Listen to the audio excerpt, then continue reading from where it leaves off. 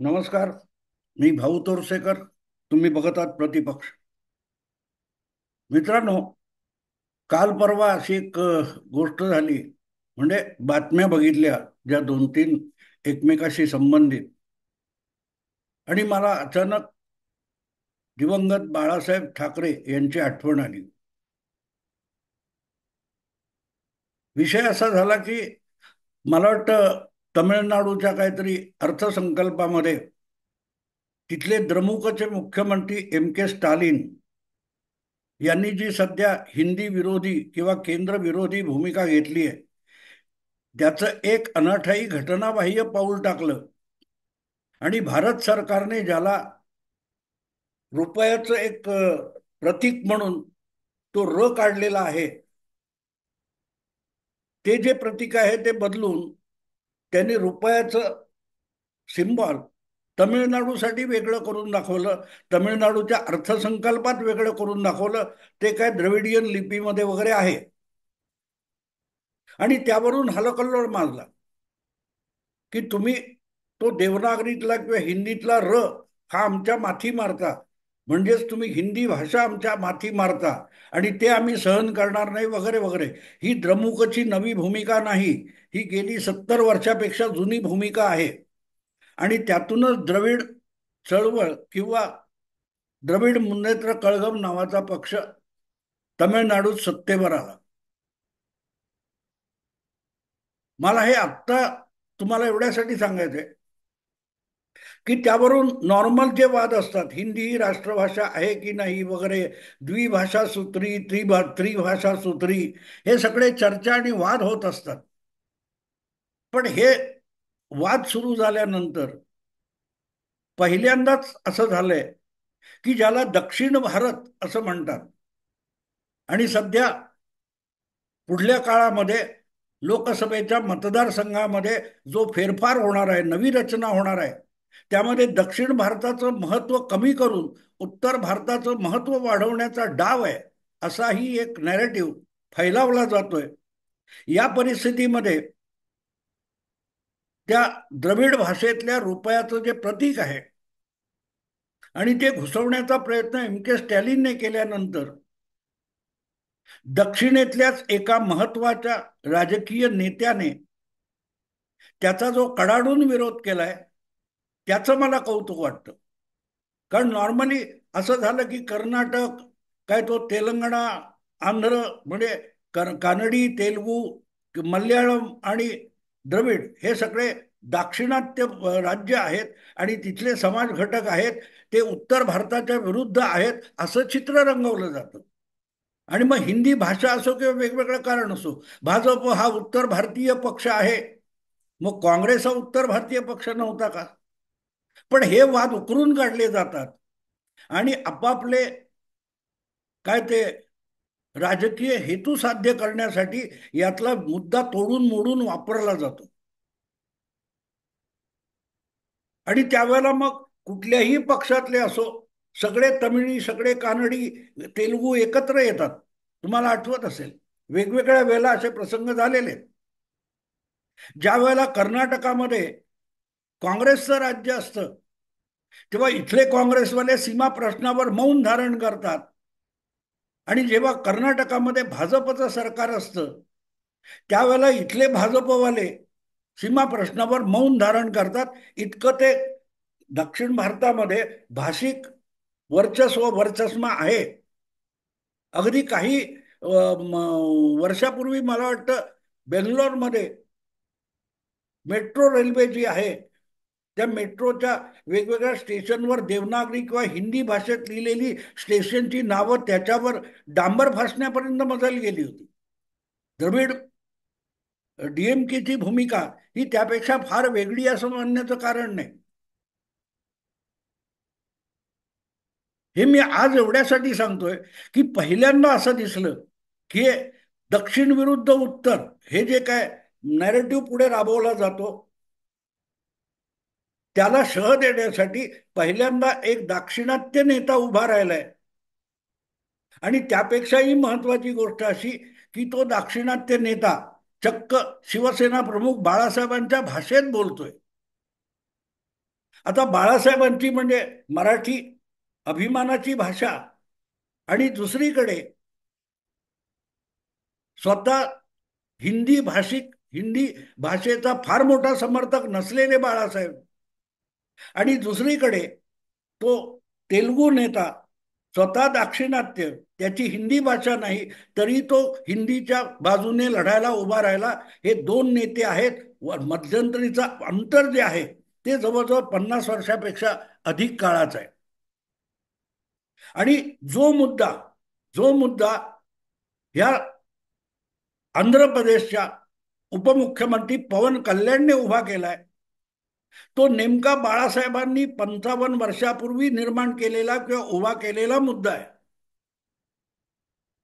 आपण द्रविडियन आहोत, आपल्याला उत्तर भारतीय वर्चस्व नको, आमची द्रविडियन संस्कृती स्वतंत्र आहे, आमची भाषा वगैरे वगैरे जे अभिमान बोलतात, त्यातला पोकळपणा वारंवार अनेकांनी दाखवलेला आहे, सांगितलेला आहे. पण दुखण्यावर बोट ठेवण्याची जी किमया बाळासाहेब ठाकरे यांच्याकडे होती, ती चतुराई पवन कल्याणने दाखवली, म्हणून मी त्याची पाठ थोपवतो.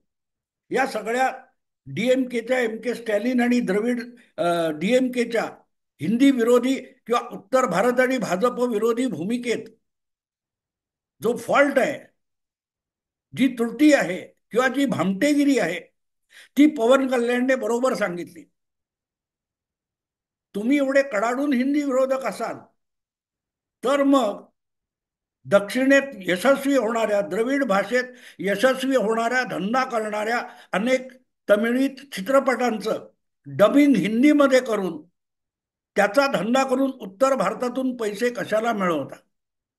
तुमचा हिंदी विरोध एवढा मोठा आहे ना, आणि तमिळ भाषेतले सिनेमा हे प्रचंड चालतात, चांगला धंदा करतात. तुम्हाला हिंदी भाषिक प्रेक्षकाची गरज काय? हा सवाल पवन कल्याणने विचारलाय. एवढा द्रविड भाषेचा अभिमान आहे तर सगळ्याच्या सगळ्या तमिळ सिनेमा त्यांचं हिंदीतलं डबिंग बंद करून दाखवा. नेमकी ही भूमिका 50-55 वर्षापूर्वी बाळासाहेब ठाकरेंनी घेतली होती. आणि लक्षात ठेवा, बाळासाहेब हिंदी सिनेमाच्या समर्थनासाठी उभे राहिले होते, हिंदी भाषेच्या समर्थनासाठी डीएमकेच्या राज्याविरुद्ध दादागिरी विरुद्ध उभे राहिले होते. तो सिनेमा होता दो कलिया. दो कलिया दो कलिया नावाचा चित्रपट एव्हीएम नावाच्या सॉरी, हा एव्हीएम एव्हीएम नावाच्या तेव्हाच्या दक्षिणेतल्या सगळ्यात मोठ्या एका चित्रपट कंपनीने काढलेला सिनेमा होता. चित्रपट हिंदी होता, निर्माता दिग्दर्शक तमिळ होते, एव्ही मय्यप्पन, आणि त्यामध्ये विश्वजित आणि माला सिन्हा हे हिरो आणि हिरोईन होते. आणि बाल कलाकार होती, तिचं नाव बाल कलाकार म्हणून काय होतं मला माहित नाही, पण पुढच्या काळात तीच नीतू सिंग म्हणून नावारूपाला आलेली हिंदी अभिनेत्री होती. तिने त्या दो कलिया ह्या चित्रपटामध्ये दुहेरी भूमिका केली होती, डबल रोल केला होता. तो चित्रपट मला आठवतो. तो चित्रपट लागला त्याच काळामध्ये दक्षिणेत हिंदू विरुद्ध, प्रामुख्याने तमिळनाडूमध्ये हिंदू विरोधी मोठी चळवळ सुरू झाली होती. तमिळनाडूमध्ये कुठेही हिंदी चित्रपट प्रदर्शित करू देणार नाही अशी भूमिका द्रमुकने घेतली होती. आणि त्याविरुद्ध केंद्र सरकार पण गप्प होतं.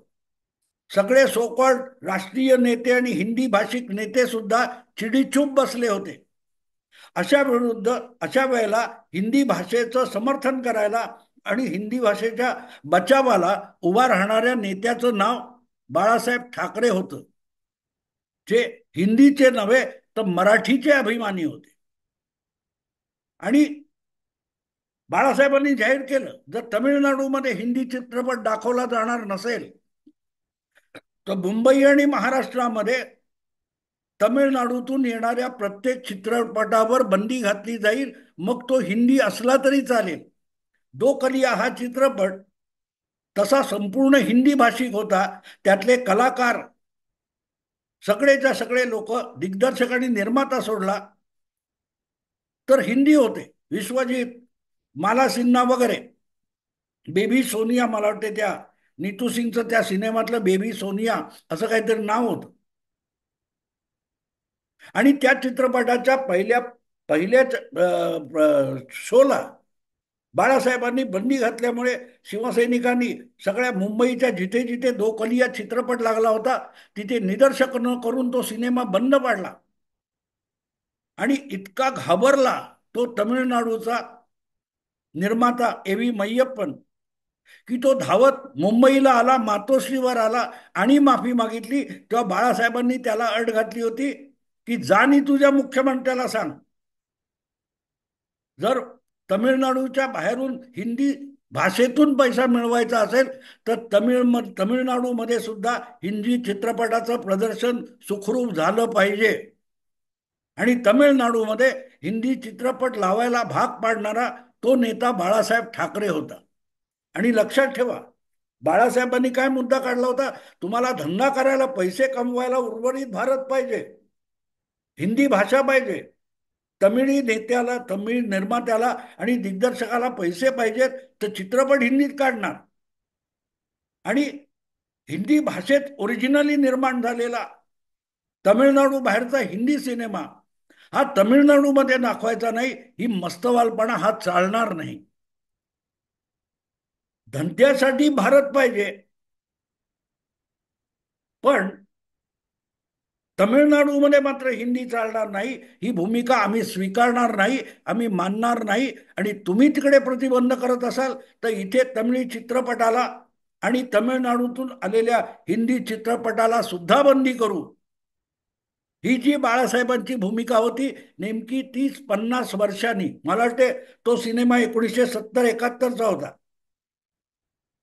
बाळासाहेबांची तीच भूमिका आज आंध्र प्रदेशचा पवन कल्याण नावाचा एक अभिनेता, राजकीय नेता वापरतोय.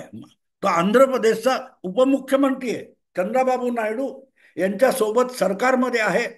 त्याचा स्वतःचा वेगळा पक्ष आहे, जनकल्याण काय सेना म्हणून. मुद्दा असा आहे की जी भूमिका बाळासाहेब बाळासाहेब बाळासाहेब हिंदू हृदय सम्राट बाळासाहेब मराठी माणसांचा आवाज वगैरे बोलणारे आहेत, त्यापैकी कोणालाही पवन कल्याण हा आज बाळासाहेबांना कधीही न भेटलेला शिवसैनिक त्यांच्या भाषेत बोलतो हे सुद्धा कळत नाही आणि सांगता येत नाही. असे लोक आज उद्धव ठाकरेंचं तावा तावाने समर्थन करत असतात, शिवसेनेचे गोडवे गात असतात. त्यापैकी किती लोकांना बाळासाहेबांची आणि पवन कल्याणच्या भूमिकेतलं साम्य दिसलं किंवा सांगावंसं वाटलं? हा, गदारोळ झालाय. तमिळनाडू किंवा एम के स्टॅलिन यांनी ज्या भूमिका घेतल्यात त्यावरून गदारोळ खूप झालाय. त्यांच्या अर्थसंकल्पामध्ये त्या रुपयाचं जे प्रतीक आहे ते बदलण्याचा प्रयत्न झाला, त्याच्यावरून हलकल्लोळ झाला. पण नेमकी अशीच भूमिका जेव्हा तमिळनाडूचा मुख्यमंत्री म्हणून करुणानिधी तेव्हा होते, एम के स्टॅलिनचे वडील तमिळनाडूचे मुख्यमंत्री होते, त्यांना आव्हान देताना बाळासाहेबांकडे महाराष्ट्राच्या विधानसभेत सुद्धा एक आमदार सुद्धा नसेल, पण हिंमत होती. आवाजात आवाज कुणाचा असं म्हणतात ना, आवाज कुणाचा? तो बाळासाहेबांचा होता. आवाज कुणाचा? शिवसेनेचा असं म्हटलं जायचं, पण आवाज बाळासाहेबांचा होता. आणि त्या आवाजाला मद्रासमधून, आजच्या चेन्नईमधून धावत एक चित्रपट निर्माता मातोश्रीपर्यंत आला होता. तो दबदबा शिवसेनेचा आज राहिलाय का? माझे वडील पळवले, माझं चिन्ह पळवलं, माझा पक्ष पळवला म्हणणाऱ्यांना तो दो कलिया चित्रपट, त्या निमित्ताने झालेलं भाषिक राजकारण, विरोध वगैरे काय आठवतंय? जे कोणी त्यांचं समर्थन उद्धव ठाकरेंचं करणारे चमचे चाटुकार वगैरे आहेत, त्या कोणाला तरी दो कलिया नावाचा सिनेमा होता आणि त्याच्यात काय काय झालं होतं, त्या निमित्ताने काय राजकारण झालं होतं, काही आठवत नाहीये. काही आठवत नाही. आठवणार का? माहिती पण नसेल. आठवणं तर दूरची गोष्ट आहे. ज्यांची हयात शिवसेनेची आणि बाळासाहेबांची निन्नानालसी करण्यात गेले, ते आज शिवसेनेचं भूमिका मांडतात, विचार मांडतात, तिथेच कळतं की शिवसेना उबाठा म्हणून का लयास गेलेली आहे. का अशा उद्धव ठाकरेंच्या तावडीतून एकनाथ शिंदेना शिवसेना बाळासाहेबांची वाचवावी लागली. मी जेव्हा परत परत सांगतो की एकनाथ शिंदेनी बाळासाहेबांची शिवसेना वाचवली, कोणापासून वाचवली? उद्धव ठाकरेंपासून वाचवली. आमदार, नगरसेवक ही बाळासाहेबांची ताकद नव्हती. त्यांच्या आवाजाबरोबर रस्त्यावर उतरणारी तरुणांची फौज ही शिवसेनेची ताकद होती. मुद्दे होते. किती बघा, राष्ट्रीय मुद्दा घेऊन एक प्रादेशिक पक्षाचा, दुबळ्या प्रादेशिक पक्षाचा नेता एक राष्ट्रीय मुद्दा घेऊन उभा राहिला आणि तमिळनाडूचं राजकारण हादरवून गेला. तो पवन कल्याण आज तीच भाषा बोलतोय. तो कधी बाळासाहेबांना भेटलेला नसेल, पण बाळासाहेब सत्य सांगत होते आणि पवन कल्याण आज सत्य सांगतोय. त्यामुळे त्यांचं नातं जोडलं जातं. त्या घरात जन्माला येऊन त्या पित्याच्या पोटी जन्माला आल्यामुळे कोणी बाळासाहेबांचा वारस होत नाही. मी तर म्हणेन की आज ज्या प्रकारची भूमिका एम के स्टॅलिनला ठणकावून सांगतोय पवन कल्याण, पवन कल्याण हा बाळासाहेबांचा मुलगा असल्यासारखा आहे, वारस असल्यासारखा आहे. कारण नेमकी तीच भूमिका, आणि तो सांगत नाही. तो ही बाळासाहेबांची भूमिका आहे हे बिचाऱ्या पवन कल्याणला माहिती पण नसेल. पण दोघांनी एकच भूमिका घेतली आहे, जी योग्य भूमिका आहे, जी राष्ट्रीय भूमिका आहे. मुद्दाम हा विषय मला सांगायला लागला. आजचे जे पत्रकार आहेत जवळजवळ सगळे, एखाद दुसरा कोण कुमार केतकर वगैरे सापडेल की ज्याला हे दोकलिया वगैरे आठवेल. बाकीची नवी पोरं आहेत, त्यांना यातलं काही माहिती सुद्धा नसेल. कारण त्यांचा बाळासाहेब ठाकरे, त्यांची शिवसेना ही सगळी 85-87 नंतरची आहे. 1985च्या आधी शिवसेना होती आणि तिचा किती दबदबा होता याची जी अनेक कारणं आहेत, त्यामध्ये हा दो कलिया नावाचा चित्रपट अतिशय महत्वाचा टप्पा आहे. मुद्दा असा आहे मित्रांनो, की डीएमके जे करतोय, अर्थात ती धडपड आहे. एम के स्टॅलिनला माहिती आहे, त्याला असं वाटतं की अनेकदा काय होतं की पाकिस्तानची जी आज अवस्था आहे, पाकिस्तानचा क्रिकेट संघ एक काळ काय होता, आम्ही अमुक होतो, आम्ही जगावर राज्य केलं, आम्ही विश्वचषक जिंकला, असं सांगणाऱ्यांकडे आज कर्तबगार खेळाडू राहिलेले नाही. त्यामुळे पाकिस्तानची दुर्दशा झाली आहे. पण अभिमान मात्र 20-30 वर्ष जुना आहे. इम्रान खान, जावेद मियादाद, कोण वसीम अक्रम, आमचे एकापेक्षा एक दिग्गज होते वगैरे वगैरे. आज तुमच्याकडे काय आहे? आज तुमच्याकडे काय? आणि ते नसलं की या जुन्या आठवणी उकरून काढायला लागतात आणि त्याचं भांडवल राजकारणात करावं लागतं. जे उद्धव ठाकरे करतायत तेच मुख्यमंत्री पदावर बसलेल्या एम के स्टॅलिनला करावं लागतंय. आपल्या पित्याने 40-50 वर्षापूर्वी ज्या काय खेळी खेळल्या राजकारणात, त्या खेळींचं पुनरुक्ती पुनरुज्जीवन करायचा प्रयास एम के स्टॅलिन कडून चाललाय. कारण गेल्या 4-5 वर्षामध्ये, आणखी 1.5 वर्षामध्ये तमिळनाडूच्या निवडणुका होतील. त्या निवडणुका परत जिंकणं अवघड आहे हे दिसतंय. आणि म्हणून एम के स्टॅलिन आता कालबाह्य झालेल्या त्या द्रविडी आणि हिंदी, हिंदी विरुद्ध द्रविड, उत्तर विरुद्ध दक्षिण असला खेळ खेळतो. त्याला माहिती आहे की आता आपण केलेल्या कामावर मतं मागू शकत नाही. एकाच वेळेला इतके विरोधक आपल्या विरोधात आहेत आणि आपलं कर्तृत्व जे आहे ते इतकं तोकडं आहे की फक्त मुलाला उपमुख्यमंत्री करण्यापलीकडे आपण गेल्या 3 वर्षात, 4 वर्षामध्ये काही करू शकलेलो नाही. ही जी मनातली भीती आहे, ती भीती घालवण्यासाठी मग दक्षिण विरुद्ध उत्तर आणि द्रविड, तमिळ विरुद्ध हिंदी असा वाद उकरून काढलाय. पण अशा लोकांना त्यांची अवकात आणि त्यांची पायरी दाखवण्यासाठी बाळासाहेब ठाकरेंसारखा नफ्या तोट्याची पर्वा न करणारा नेता लागतो आणि पवन कल्याण हा तसा नेता आहे. म्हणून अगदी अलीकडेच जेव्हा सनातनचा विषय आला, तेव्हा एम के स्टॅलिनच्या मुलाने, जो उपमुख्यमंत्री आहे, त्याने सनातन हा व्हायरस आहे तो संपवला पाहिजे अशी भाषा केली. तेव्हा दक्षिण भारतातूनच हा पवन कल्याण उभा राहिला. मी हिंदू आहे, मी हिंदू योद्धा आहे आणि हिंदुत्वासाठी मी माझं सर्वस्व पणाला लावू शकतं, असं ठणकावून सांगत तोच पवन कल्याण उभा राहिला. मी त्याला बाळासाहेबांचा वारस समजतो. बाळासाहेबांच्या मनातला जो शिवसैनिक आहे, त्याचं साक्षात रोपडं मला त्या पवन कल्याणमध्ये दिसलं. आणि योगा दिसलं म्हणजे तो बोलत होता म्हणून. पण आत्ता ज्या वेळेला त्यांनी नेमकी बाळासाहेबांची तब्बल 50 वर्षापूर्वीची भूमिका घेतली, ज्या भूमिकेने 50 वर्षापूर्वी एम के स्टॅलिनच्या पित्याला सुद्धा नामोहरम करून टाकलं होतं तमिळ विरुद्ध हिंदीमध्ये, नेमकी तीच भूमिका आज उद्धव ठाकरेंना आठवत नाही आणि पवन कल्याण तीच भूमिका घेत असेल, तर त्यालाच बाळासाहेबांचा कट्टर शिवसैनिक म्हटलं पाहिजे. मित्रांनो, जास्त बोलत नाही, आता इथेच थांबतो. आवडलं लाईक करा, शेअर करा आणि प्रतिपक्षाला सबस्क्राईब करा. नमस्कार.